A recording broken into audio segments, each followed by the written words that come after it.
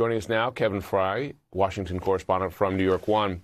Kevin, I mean, there is a Constitution. There are three branches of government. They're intended to be checks on each other. Courts have, well, they've blocked actions by Congress and the executive in the past. I just wonder, should we read this as a signal that Trump and his team are going to just straight up defy judges?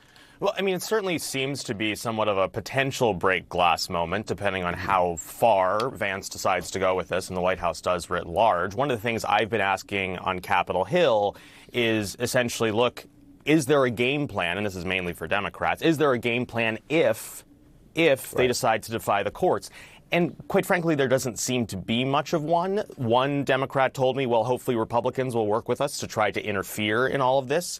We will see, given the track record we've seen on Capitol Hill. And I asked Congressman Hakeem Jeffries, top Democrat in the House, about this, and he says that it's always a question whether a litigant will always a question the litigant has to confront as to whether or not there will be compliance, I should say, with the court. And then he said that they have seen Article 3 hold to date and has confidence it will continue to do so, but we shall see. The one other thing I'll add here is if they go through the traditional route of appealing, and it gets its way up to the Supreme Court, we know this is a court that seems to have a pretty expansive view of executive authority, so it may end up working for them in the end anyway.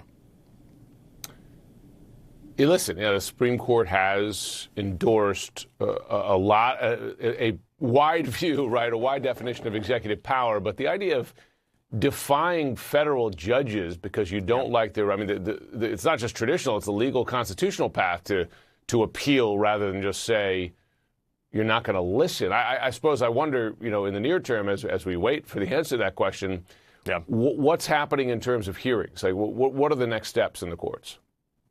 Right. So, I mean, we've got a lot that are currently of actions by the White House that are currently on hold, be it pausing access for DOJ and its authorities to get to the Treasury Department, the hold on which we should get some answers to today on this federal buyout option for federal employees, because that's tentatively, I believe, supposed to expire today. So we'll see what the federal judge does there. So it's going to be, as kind of was previewed by this administration before they even took office, it's a matter of throwing things at the wall, seeing what the courts end up striking down and not, and we'll start getting answers presumably starting today.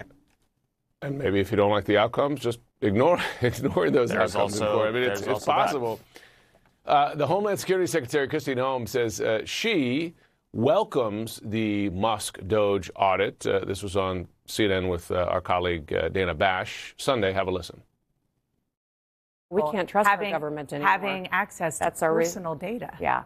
Oh, absolutely. You are the government. Yes, that's what I'm saying, is that the American people now are saying that we have had our personal information shared and out there in the public. Elon Musk has access to it. Yeah, but Elon Musk is part of the administration. I mean, as you hear that, it just sounds like certainly cabinet officers are lining up saying, hey, it's fine. Personal information. I mean, the question will be, of course, whether the American public's comfortable with that.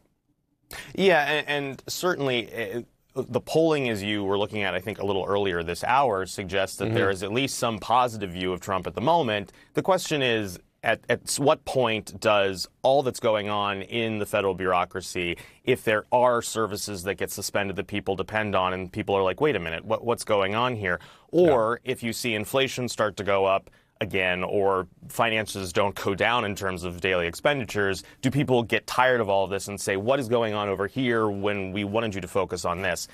Time will tell if that actually plays out. Indeed. Kevin Frey, thanks so much. No problem. Appreciate you joining.